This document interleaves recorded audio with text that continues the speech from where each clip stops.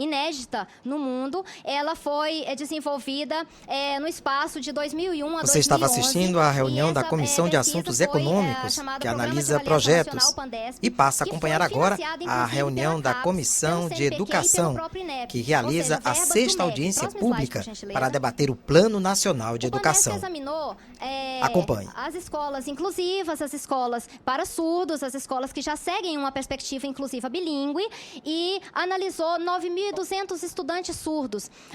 Observem ali os dados.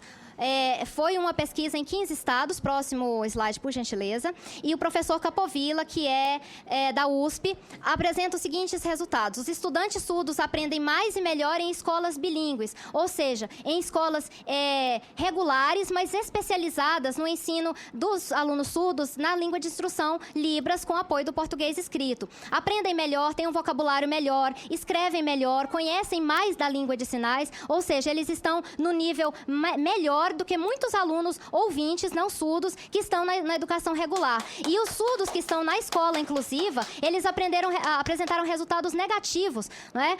Ele pesquisou durante quanto tempo, e as verbas foram milhões de reais investidas nessa pesquisa, e justamente é necessário que o MEC atente para isso, porque o MEC gastou dinheiro nessa pesquisa e não quer mudar a sua perspectiva em relação à comunidade surda. Nós queremos dizer que o nosso conceito é um conceito teórico, mas um conceito diferente do MEC quando se fala em questões bilíngues. Porque o MEC diz o seguinte, o português deve ser a língua primeira e a língua de instrução. E a língua de sinais é uma língua secundária que fica ali na sala por meio da presença do intérprete. Mas a nossa proposta é diferente do MEC, é que a língua 1 de instrução seja a língua de sinais e a língua 2 seja o português escrito. Nós não aceitamos que tenha na sala de aula intérpretes que usem, por exemplo, o português sinalizado, que é o que muitas vezes acontece e os alunos são prejudicados porque no contraturno tende a haver uma compensação, como se a língua de sinais fosse apenas uma compensação e não uma língua real, um idioma de porte. Dentro da sala, e a gente tem de pensar também, não só em escolas bilíngues. A nossa proposta é que seja respeitado o decreto 5626, que propõe turmas bilíngues dentro das escolas inclusivas, que dentro daquela turma tem alunos surdos e um professor surdo ou um professor bilíngue para ministrar todos os conteúdos, como os demais alunos têm o acesso. As escolas inclusivas são escolas que podem ser um recurso para a família, com o português oral sendo a língua de instrução e com o AEE, porque nós sabemos que, apesar de todas as falhas, nós sabemos que existem locais no Brasil em que é necessário isso, e isso demanda uma verba maior, que é a dupla matrícula. E isso é muito interessante para as secretarias de educação, por exemplo, ter um dinheiro em dobro, não é? É direito dos surdos oralizados, é direito da família escolher. Então, a FENEIS é uma federação que representa os surdos implantados, que tem implante coclear, que são oralizados e que são sinalizados. Mas nós sabemos que a maioria dos surdos preferem a língua de sinais da sinalização. Próximo slide. A AIDA, que é a Aliança Internacional de Pessoas com Deficiência, diz o seguinte, que as crianças surdas... estamos falando que a FENEIS é ligada à Federação Mundial de Surdos, que é vinculada à AIDA e é vinculada à ONU. Então, a AIDA tem um poder internacional que é embasado pela ONU. Então, a AIDA foi uma das promotoras ou uma das que lutaram para que houvesse essa convenção dos direitos das pessoas. A Federação Mundial de Surdos está ligada à AIDA, né? Então, e a FENEIS está ligada à Federação Mundial de Surdos. Então, todos nós estamos imbuídos dessa responsabilidade de defender a legislação internacional e nacional em favor das escolas bilíngues. E diz o seguinte nesse texto: as crianças surdas precisam ser incluídas principalmente através da língua, primeiramente, e da cultura mais apropriada, antes de serem incluídas nas diferentes áreas em estágios posteriores. Porque, por exemplo, é preciso primeiro que a criança tenha o contato com seus pares surdos, com os adultos surdos, e a inclusão não permite isso. Dentro de um espaço bilíngue, a criança vai estar adquirindo os conhecimentos e vai poder estar no ensino médio, na faculdade, melhor incluída socialmente e educacionalmente. Próximo, por gentileza. Rapidamente falando agora sobre o PNE e sobre a evolução histórica sobre a educação de surdos, que é o interesse e o nosso foco. Próximo slide. Então, o MEC apresenta o projeto de lei do PNE para o Congresso Nacional. Essa é a proposta, 4.4. E dizia o seguinte: oferta de educação bilíngue em língua portuguesa e em língua de sinais. E aí eu pergunto o seguinte, esse conceito bilíngue do MEC, ele privilegia a língua majoritária, a língua a qual nós não temos acesso porque não ouvimos. Então, o MEC não vê que, em primeiro lugar, deve vir, próximo slide, por favor, a língua de sinais. Não é? Como está previsto no texto do deputado Ângelo Vagnoni. A FENES conversou com o deputado Ângelo Vagnoni, apresentou a legislação vigente no país, como o decreto 5626, a própria convenção da ONU, e falou sobre a garantia que deve ser garantida a oferta de educação bilíngue em escolas e classes bilíngues e em escolas inclusivas. Esse foi o texto aprovado e o texto que chegou para o Senado. E esse texto, ele respeita os movimentos surdos, ele respeita o povo surdo, que já soma milhões de pessoas no país. Então, ele respeita a comunidade surda. Próximo slide, já para encerrar. O texto que foi alterado ali na Comissão de Assuntos Econômicos do Senado. E nós percebemos ali uma supressão de uma palavra que que causa uma grande diferença, não é? Porque nós tínhamos proposto em escolas e classes bilíngues e em escolas inclusivas.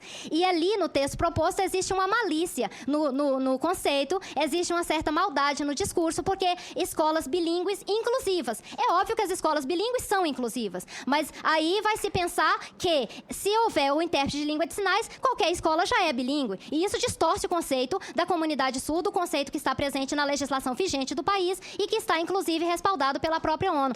Qual foi o objetivo de se suprimir essas duas palavras? Essas três palavras? Qual foi o objetivo? Por que ignorar os reclames da comunidade surda, cerca de 9 milhões de pessoas no Brasil?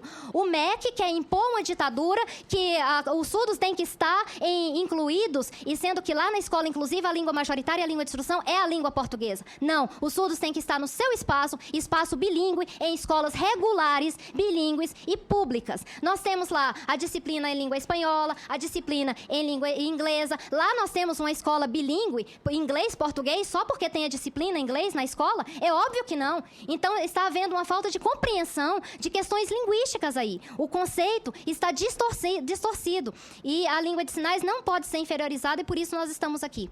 Próximo slide para encerrar. O texto de consenso entre o MEC e o senador Vital Rego acata e dita o seguinte: e em escolas e classes bilíngues. Né? Então, essa é a proposta de tirar a palavra bilíngue. Por quê? Porque a FENES foi e conversou com o senador Vital Rego. E ele acatou a nossa proposta. Por quê? Porque nós explicamos no seguinte texto. Vamos passar.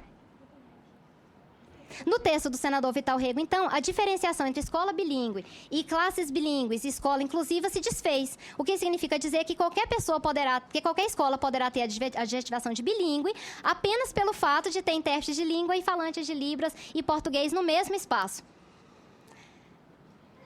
Mas essas não serão escolas bilíngues, não serão escolas diferenciadas que definam políticas linguísticas, também necessariamente diferenciadas para surdos, cuja língua de instrução deve ser diretamente a Libras, né? Isso é diferente, porque os deficientes auditivos, as pessoas com deficiência auditiva, ou seja, uma surdez leve a moderada, elas podem perfeitamente acompanhar dentro de um espaço inclusivo, de uma escola inclusiva. Fala sério, surdos profundos e surdos com surdez severa, eles não podem estar nesse tipo. Eu perdoo nesse tipo de escola. Eu peço perdão aos senadores, peço desculpa, mas é uma vergonha o que o MEC tem feito. Isso é uma opressão linguística da parte do MEC, e isso não se faz em termos de direitos humanos, como foi dito. A luta do MEC pelas escolas inclusivas, escolas comuns, não resolve a necessidade da pessoa surda de ter um ambiente linguístico natural para a aquisição da língua de sinais, porque o atendimento educacional especializado, ele promove poucas horas e não promove a presença de professores surdos, promove geralmente a presença de intérpretes de língua de sinais no contraturno, não é? Então, o contraturno, sendo no contraturno, não resolve. A educação bilíngue, ela é suplementar e deve ser única. Eu sou surda, eu estou falando como surda, eu sou doutora em educação. Eu sou professora do Instituto Nacional de Educação dos Surdos. Eu sou concursada. Eu sou professora que trabalho no curso de pedagogia bilíngue. Então, eu estou falando em nome da pessoa surda, a educação que nós queremos. Nós queremos uma educação de qualidade. Nós não queremos ser oprimidos, professores surdos únicos oprimidos dentro de uma escola inclusiva, como já tem acontecido. Não é? A atual política inclusiva do MEC, ela privilegia a dupla matrícula. Né? Isso tem acontecido em vários países, em vários estados do país, e isso é interesse das secretarias de educação. Por quê? Porque aumenta a verba. Então, eles vão receber uma verba em dobro, vão suprimir o atendimento educacional especializado para surdos, como tem acontecido, e o surdo fica com a educação de péssima qualidade, as escolas de surdos são fechadas e são transformadas em atendimento educacional especializado, como diz ali o slide. Isso é discriminação, isso fere a Constituição da ONU, né? Agrega uma transferência de recurso a mais às secretarias. Ou seja, isso é uma visão capitalista e muito interesseira das secretarias. A última frase diz que a verba destinada à dupla matrícula deve ser canalizada para a educação integral nas escolas bilíngues. Ou seja, que se use essa verba para se aplicar nas escolas bilíngues, nas escolas regulares públicas bilíngues, né? Essa verba de dupla matrícula, que se use então nas escolas bilíngues, por que não? Para finalizar, nós pedimos que volte o texto do relator Ângelo Vaione, que foi aprovado na Câmara dos Deputados, respeitando a sociedade civil organizada, que diz que a educação bilíngue deve acontecer em escolas e classes bilíngues e em escolas inclusivas. Nós pedimos que se o texto seja retornado, porque esse texto respeita e dá 3 opções de escolha para as famílias: escolas inclusivas, escolas bilíngues ou classes bilíngues dentro de escolas inclusivas. A família que tem o direito de escolher e não o Estado de impor.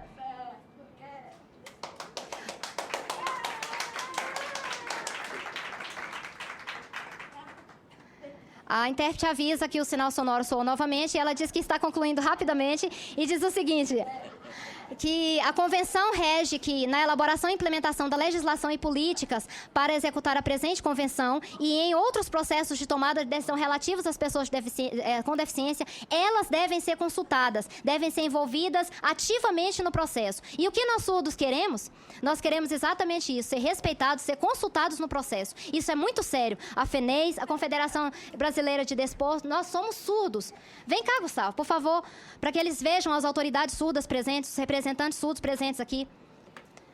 O Gustavo, aqui, o senhor Gustavo, ele é presidente da CBDS. Nós estamos representando os surdos de todo o Brasil. E nós queremos dizer o quê? Nós queremos dizer que nada sobre nós sem nós. Nós afirmamos que nenhum outro segmento de deficiência ou gestores e autoridades públicas podem nos impor a educação que não foi decidida por nós. A Convenção da ONU diz: nada sobre nós sem nós. E nós surdos estamos aqui e nós queremos dizer que essa é a educação que nós queremos e é ela que estamos exigindo aqui. Queremos pedir com muito carinho e apelar mesmo ao senador Álvaro Dias, que é o relator do processo. A sua responsabilidade, senador, é muito grande. Que você ouça os reclames da comunidade surda e que faça tudo sobre nós, mas tudo conosco junto. Não mandando em nós, mas com a nossa presença, com a nossa participação. Eu quero agradecer, que eu sei que você vai ser favorável a esse nosso pedido. Quero agradecer e dizer que no Diário Oficial foi colocado o quê? A Política Nacional de Educação Bilíngue para Surdos. Isso já foi publicado no Diário Oficial. Isso significa o quê? Que nós teremos um GT, 7 pessoas surdas indicadas pela FENEIS. Nós já conversamos com a professora Macaé e ela não nos ouviu, porque ela queria focar na política e de formação de professores, né? E nós queremos ir além. Nós queremos falar de uma política bilíngue dentro do sistema educacional público e regular. E o MEC está pensando só em formação. Nós queremos a formação também. Nós respeitamos o MEC nesse sentido, mas nós queremos que haja um aprofundamento das discussões e um avançar dessas discussões. Então, a FENEIS está indicando 7 pessoas e o MEC 6 pessoas, mas o MEC colocou na comissão 8 pessoas, ou seja, a maioria é governista e os surdos ficaram com 7 vagas, diferentemente da nossa conversa, inclusive, com o ministro Mercadante. Isso já foi assinado, mas a FENEIS continua sendo inferiorizada e a comunidade sendo inferiorizada. E nós estamos vendo que a Convenção da ONU está sendo desrespeitada no país e é necessário que essa casa observe o que está acontecendo, os desmandos que estão acontecendo dentro da área governista. Não está havendo abertura para que os movimentos sociais falem e a FENEIS não está satisfeita com isso. Muito obrigada.